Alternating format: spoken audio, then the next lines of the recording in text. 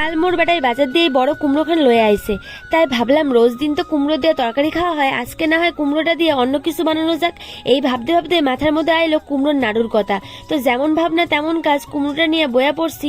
প্রথমে কুমড়োটারে কিন্তু কাইটটা নিলাম, কুমড়োটার ছাল ভালো করে ফেলাই দিয়ে কুমড়োটারে ছোট ছোট করে টুকরো টুকরো করে কাইটটা নিতে হইব। কুমড়োর নাড়ু কিন্তু মুই আগে অনেকবার খাইছি, এই রেসিপিটা কিন্তু মোর শাওরি মাছ দিয়ে শেখা, এইটা খাইতে কিন্তু মোর দারুণ স্বাদ লাগে।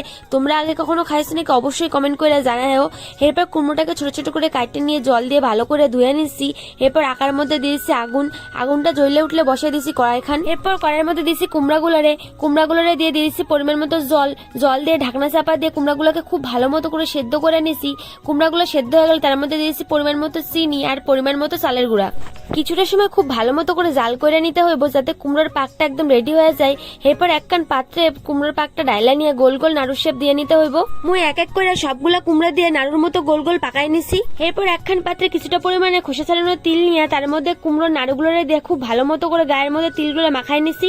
আকার মধ্যে কড়াইটারে বসিয়ে দিয়ে দিয়েছি সাদা তেল। সাদা তেলটা একটু ভালো মতো করে গরম হয়ে আসলে সব নাড়ুগুলো এক এক করে ছাড়িয়ে দিয়ে কিছুটা সময়ের জন্য ভাইজে নিছি। এইভাবেই হালকা আছে অল্প সময়ের জন্য ভাইজে নিলেই কিন্তু রেডি হয়ে যাবে সুস্বাদু কুমড়ার নাড়ু।